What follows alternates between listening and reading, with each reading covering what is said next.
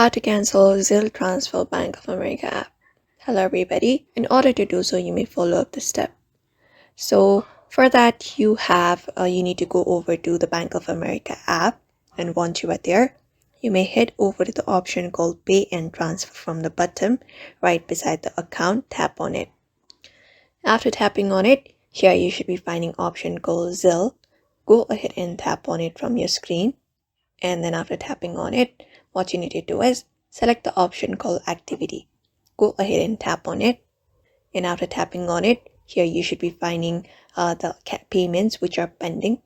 So you can only cancel the Zelle transfer payment which are pending, not which already has been transferred. So if the payment has not begun processing, you may find this cancel button. Go ahead and tap on it, and after tapping on it, click on yes to confirm that you want to cancel that payment. And after doing so, you'll be finding the success message saying that you have canceled this payment and the money will go back into your account.